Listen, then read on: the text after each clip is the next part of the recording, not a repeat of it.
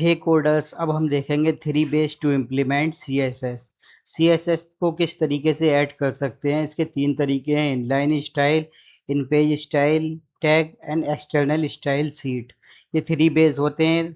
तो आइए देखते हैं इसको कोड में चलकर किस तरीके से इम्प्लीमेंट कर सकते हैं। तो यहाँ पर मैंने एक वेब ऐप के लिए एक पेज बना लिया है जिसमें हमने पहले ही हेलो बर्ड हेडिंग लिखा हुआ है। अब इस हेलो बर्ड में मैं इनलाइन जो स्टाइल होता है वो दे दूंगा। तो इनलाइन स्टाइल में ये होता है, जो हेडिंग है उसके अंदर हम लिखेंगे स्टाइल, और जो भी हमें कलर देना है, प्रॉपर्टी देनी है, तो उसका नाम लिखेंगे प्रॉपर्टी का कलर।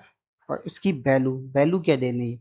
मान लिया हमने यहाँ पर ब्राउन कलर दे दिया, तो ये जो ब्राउन कलर है इस H1 हेडिंग पर ऐड हो जाएगा। तो यहाँ पर आकर आप देखिए, यहाँ पर ये इसके अंदर ऐड हो चुका है। यहाँ यहाँ पर H1 हेडिंग हेलो बर्ड में कलर जो है हेलो बर्ड में ऐड हो चुका है। देखेंगे आप यहाँ पर ब्राउन कलर हो गया। अब इसी तरीके से मान लिया हमें दूसरी प्रॉपर्टी इसके अंदर देनी है, तो यहाँ पर सेमी कॉलन लगाएंगे। इसके बाद प्रॉपर्टी का नेम लिखेंगे। प्रॉपर्टी का नेम है बैकग्राउंड कलर, और उसकी वैल्यू दे देंगे। वैल्यू में हम कोई भी कलर ले सकते हैं, जो कलर आपको अच्छा लगे वो ले सकते हैं। डार्क ब्लू ले लेंगे तो इसका जो बैकग्राउंड है हेडिंग का वो चेंज हो जाएगा। तो आइए यहाँ पर आके देखते हैं। तो ये देखो, यहाँ पर इसका बैकग्राउंड हेडिंग का चेंज हो गया।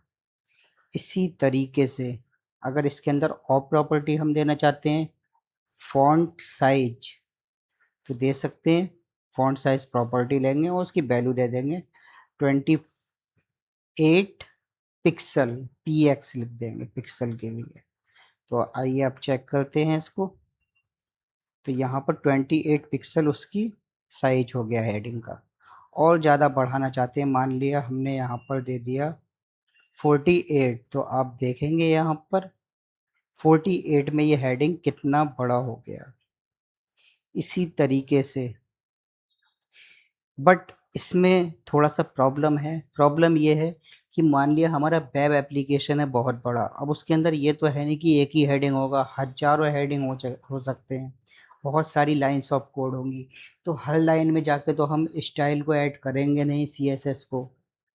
ठीक है, प्रॉब्लम क्रिएट हो जाएगी, बहुत ज़्यादा रेंडरिंग करना पड़ेगी, बहुत टाइम लेगा। तो इसलिए हम इसका सॉल्यूशन ये है कि हम इनलाइन में ना लिखकर यहाँ पर इन पेज लिखेंगे। इन पेज में कैसे लिखते हैं, हेड जो सेक्शन होता है उसके अंदर हम स्टाइल टैग ले लेंगे, एंड इसके अंदर अब लिखेंगे हम, जैसे मान लिया H1 पे अप्लाई करना तो H1 लेंगे, और कर्ली ब्रेसेस लेके उसके अंदर प्रॉपर्टी का नेम लिखेंगे कलर,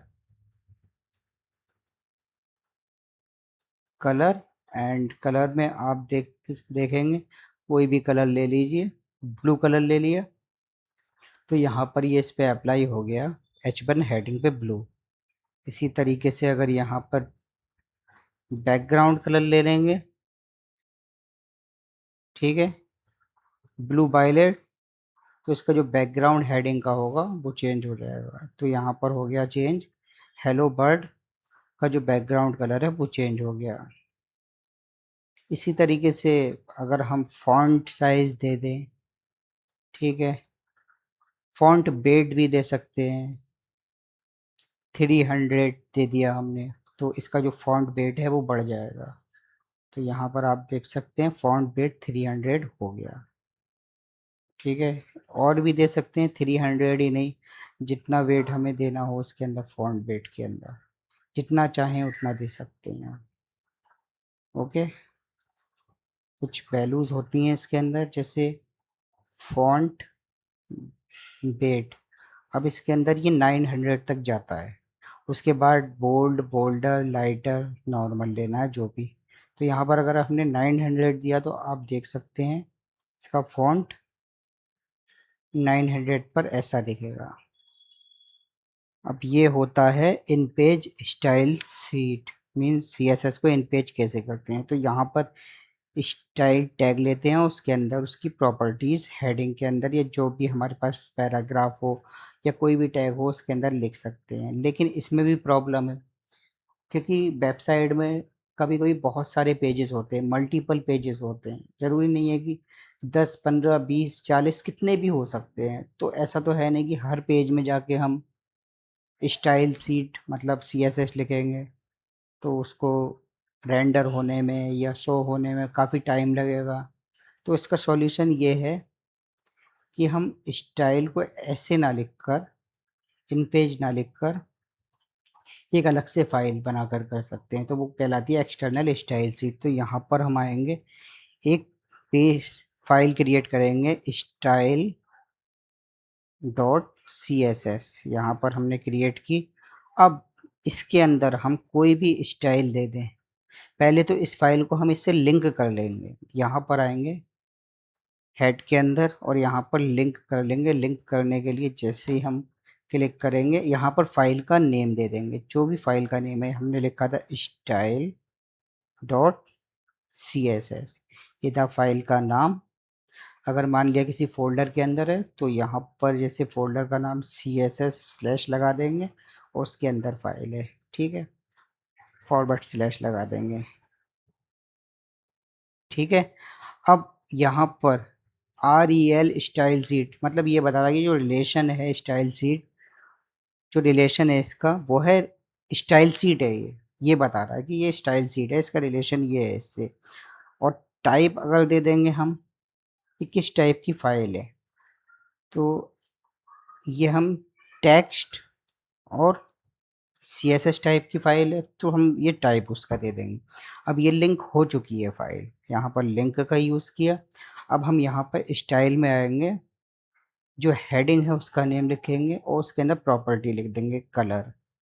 कलर के अंदर हम कोई भी कलर दे दें, अगर यहाँ पर हमने चॉकलेट कलर दिया, तो जो हेडिंग H1 है इसमें, यहाँ पर इसका कलर चेंज हो जाएगा। तो देखिए यहाँ पर चॉकलेट कलर आ गया।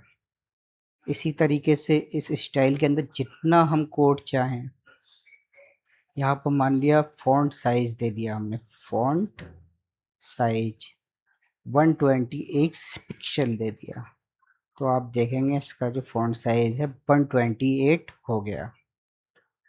इस तरीके से हम जितनी प्रॉपर्टी चाहें ऐड कर सकते हैं।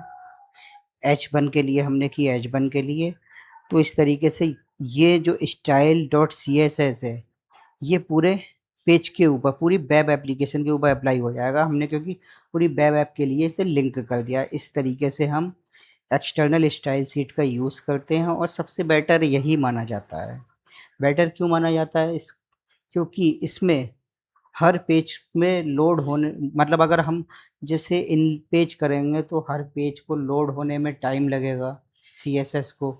अब अगर एक्सटर्नल एक हमने फ़ाइल दे दी है तो सारे पेजेस के लिए, पूरी वेब ऐप के लिए एक सिंगल फ़ाइल हो जाएगी जिसके अंदर हम अपना सीएसएस कोड लिखेंगे, जिसको रेंडर करने में, शो करने में ज़्यादा टाइम नहीं लगेगा और फास्टर, बहुत ज़्यादा तेज़ी से वो उसमें कलर, प्रॉपर्टीज़ ये सब सीएसएस प्रोवाइड कर देगा। इसलिए एक्सटर्नल शीट जो है अप्लाई करना या लगाना या ये वाला सीएसएस लेना ज़्यादा अच्छा माना जाता है। Thank you.